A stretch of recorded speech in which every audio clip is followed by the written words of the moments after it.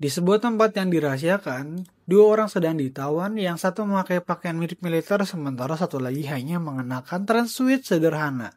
Si pria berseragam mulai berbicara, meminta maaf kepada seorang profesor. Tapi sang profesor langsung menolak, menegaskan bahwa semua ini terjadi juga gara-gara si profesor. Tentara itu lalu merenungi kejadian yang menjerat ke situasi ini. Dengan nada marah, ia menyalahkan si mata-mata yang telah berkhianat.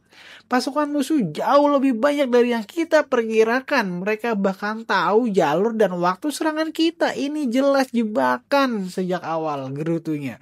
Tiba-tiba terdengar bunyi logam beradu di luar pintu. Tak lama pintu terbuka, seorang penjaga melempar seorang tentara lain ke dalam sel. Namanya Sersan Kim. Melihat rekannya dipermalukan kasar, sang letnan langsung naik pitam berteriak menghina si penjaga. Tanpa ragu, sang penjaga membalas dengan menghantam popor senapan ke kepalanya.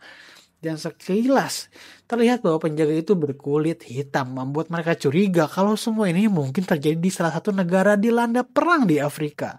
Kim segera menghampiri rekannya yang memanggil, "Letnan Kang, kau baik-baik saja?" "Ya, tentu saja tidak baik. Popor senjata, bos." Kang mengangguk. Meski jelas kesal, lalu bertanya kepada pasukan lain. Kim menjawab kalau mereka telah diseret entah kemana. Suara beradu besi terdengar lagi. Kali ini pintu terbuka dan seorang penjaga langsung ambruk dihantam oleh seorang dari belakang. Orang itu berbisik, "Apakah Letnan Kang Hom Chan ada di sini?" Kang kaget mendengar bahasa Korea keluar dari mulut orang asing ini. Siapa kau?" Tanya Kang. "Aku di sini untuk menyelamatkan kalian," jawab si pria misterius. Mereka pun mengikutinya. Dalam perjalanan, Kang melihat banyak penjaga sudah tumbang. Hasil dari aksi orang asing ini. Dengan heran Kang bertanya, "Kau dari divisi mana? Ada berapa orang bersamamu?" "Maaf, aku tidak bisa memberitahumu. Aku sendirian," jawabnya tenang. Kang semakin terkejut. Bagaimana mungkin satu orang bisa melakukan semua ini? Dan dengan begitu senyap. Tak lama seorang penjaga keluar sambil meraih senjatanya. Kang sudah bersiap nih. Tapi si asing lebih cepat berlari kilat. Melumpuhkan satu penjaga dengan 2 pukulan cepat, lalu melempar pisau ke yang lain. Semua musuh tersungkur tanpa sempat melawan. "Kita harus bergerak cepat, musuh biar..." "Kita harus bergerak lebih cepat, musuh biar aku yang urus," ujar si asing. Kang merasa kesal, seakan mereka hanya beban baginya, tapi tetap mengikuti.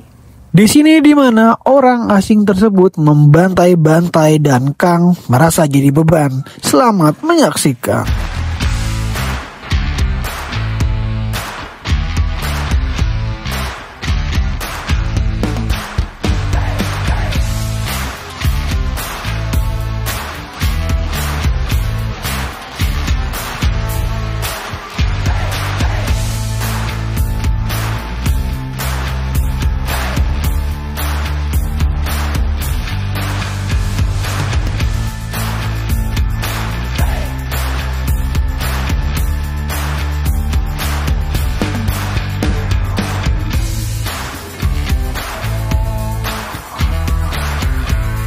Mereka akhirnya berlari atau berhasil keluar. Orang asing itu menyuruh mereka menunggu sebentar.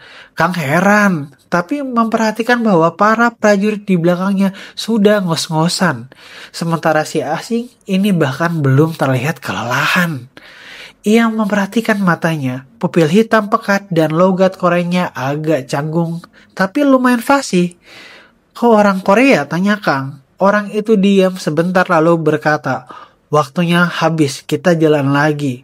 Setelah menembus hutan, mereka tiba di lapangan terbuka, di mana para prajurit lainnya yang ditawan ternyata sudah menunggu. Ternyata mereka juga diselamatkan oleh orang asing ini. Ini Kang udah mulai kaget nih. Wah, gelo ini orang. Oke. Dari sini pergilah ke arah barat daya. Akan ada orang yang menunggu kalian, katanya singkat. Kang mengucap terima kasih. Ia hanya menjawab, "Tidak perlu berterima kasih. Aku hanya menjalankan permintaan." Kang semakin yakin kalau dia adalah seorang tentara bayaran. Ia mengulurkan tangan mencoba menghargai jasanya. Tapi sebelum si asing menjabat, tiba-tiba terdengar bunyi ledakan dari semak-semak. Semua tiarap! Dar! Seketika mortir menghantam area itu. Ledakan mekangkan telinga. Ledakan membuat telinga itu pecah atau dibilangnya telinga itu deng gitu kan. Kang terhempas tapi masih hidup. Ia segera memeriksa pasukannya. Syukurlah kalian selamat. Lalu rentetan tembakan terdengar. Sang asing langsung membalas dengan tembakan cepat. Kang sempat menoleh dan betapa kagetnya ia melihat wajah penyelamat mereka. Ternyata dia masih sangat muda. Hampir seperti remaja. Kang melongo.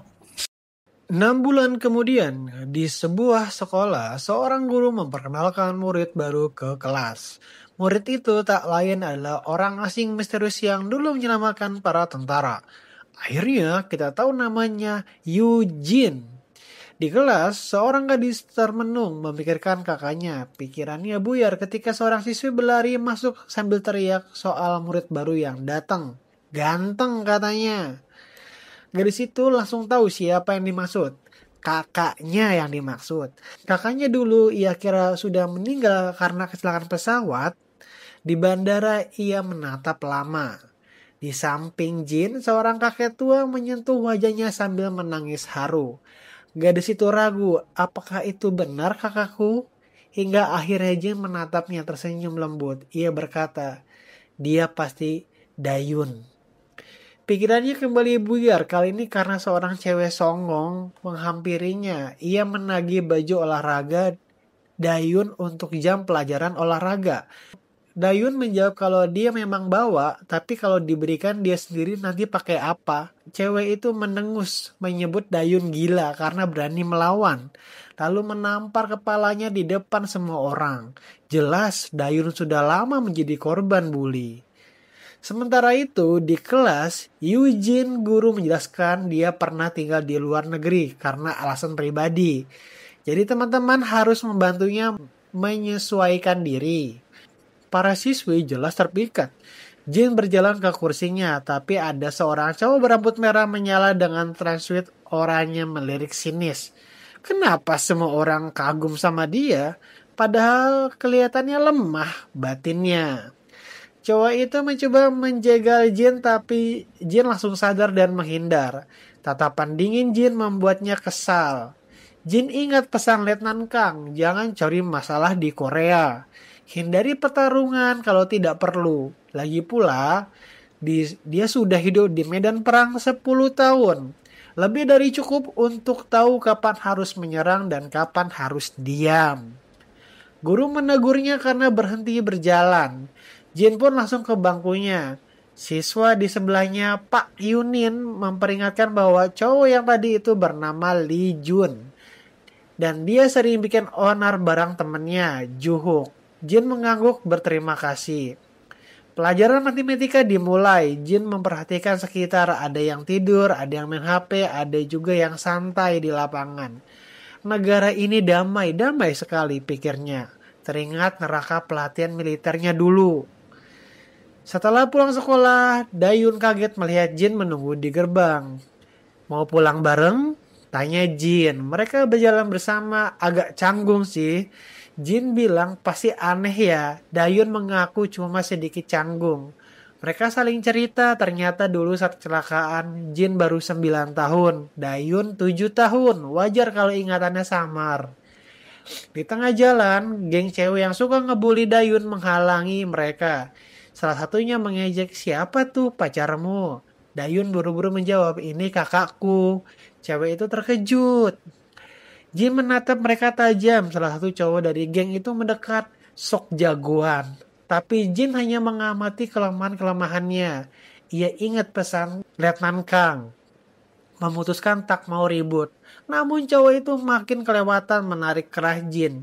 Siap menampar, Dayun langsung minta maaf bilang kakaknya belum terbiasa dengan budaya sini. Tapi cowok itu malah makin jadi. Saat itu Jin bergerak cepat, menepis tangannya, menaruh tas di tanah dan melindungi Dayun dengan jaketnya. Ketika si cowok coba menyerang lagi, Jin menumbangkannya dengan hanya sekali pukul.